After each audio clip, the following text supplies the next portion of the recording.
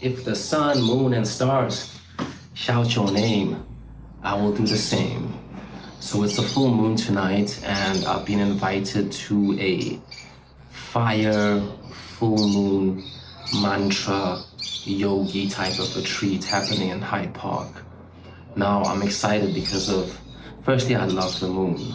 The moon controls the tides of the oceans and controls the gravitational forces on Earth. So there's significant things that happen in nature when it's a full moon. Now, if the moon controls all of the water that's on Earth, and us as human beings are 90% water, I'm trying to figure out what sort of significance would it have to us. I mean, I read somewhere that it controls moods and emotions, and people with bipolar are able to get some sort of healing through the moon. And secondly, yeah, mantra.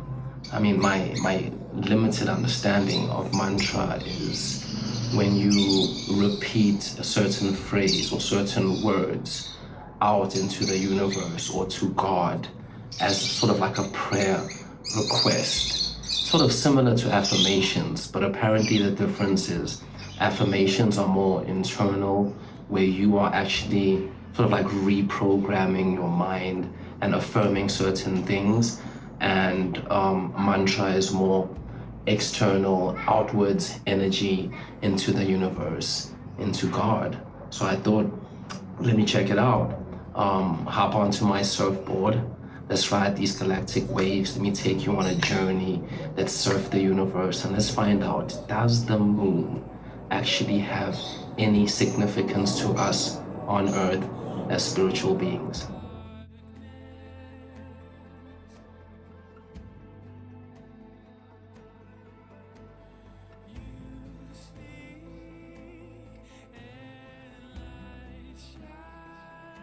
Here in Hyde Park, place is super zen out. I mean, we're outdoors, you can hear the birds chirping. It's dope because there's kids, you know, and when there's children and people of different races and ages, it just gives you a neutral zen vibe, you know. So I'm hoping later I'll get to chat to the hostess, ask a couple of questions.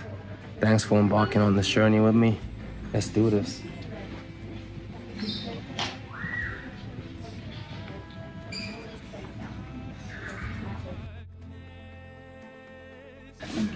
Yeah, thanks for inviting me to your ceremony. It was beautiful, it was different. I just have two questions. I think first and foremost, the moon, you chose the full moon to do the whole mantra and fire.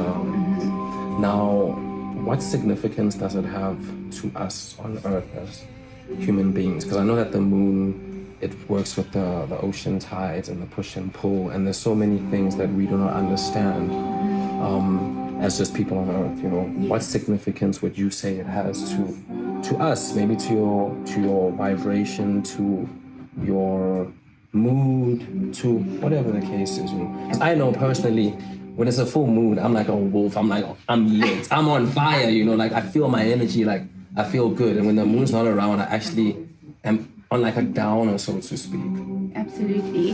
Well, you know, I think there's so much to that question that you've asked. And I think for me, the first place I would start is that these traditional fire ceremonies happen specifically every Saturday in the ashrams around the world. Okay. But the reason that I've chosen to do it around the full moon is because the full moon has so much to do with our own inner world, like you were saying with the water, and we're about 70% water. Exactly. So the fact is that it's impossible for us not to be affected by what happens cosmically and universally. So this is the perfect opportunity to be able to be in a space where you can hold yourself and release what doesn't serve you and to bring in what you need to support you. Wow, that's dope. I mean, I picked up a frog and it was just so funny because like... Not a literal frog. I know, yeah. But like having just to clear the clutter, you know, and I think it's also like internal clutter, you know, it might not be just your house and like clean your room or whatever the case is, or clean your house, but it's clutter that's going on inside of you internally, where you actually have to release what doesn't serve you. Definitely. Mentally, emotionally, physically, it's like letting that go. Okay. Well, that's dope. And then just lastly, the mantras that were being chanted, so to speak, where do those like originate from? Is it like a Buddhist thing, or is it like a... So they're actually Sanskrit mantras, and they've originated thousands and thousands of years ago. Specifically, I've accessed them through the Satyananda Bihar yoga tradition, which really established itself hundreds of years ago. So those mantras have really been given to us by the ancient rishis and sages that have come to us as tools to be able to help our evolution. And mantra, man is to liberate, tra is to think. So we're literally liberating our thoughts. So we're letting that, all the baggage and the clutter go. Because you sort of are what you think, right? Whatever you think, you're able to manifest or create, so to speak. So this is where the mantra is really about being able to create a space where you're distracting your mind through the power of these vibrations. And then you actually helping to realign every part of yourself. Okay. No, thank you so much. I think just one last thing, just so people can get a contact of you if they'd like to find out more about what you're doing or come to these ceremonies. I mean, I'm going to upload this onto YouTube. Incredible. And yeah, so just tell people who you are, what's an email address or a website where they can contact you. Perfect. So I have my own holistic wellness retreat center. So I do professional coaching, counseling, psychology modalities, and hypnotherapy.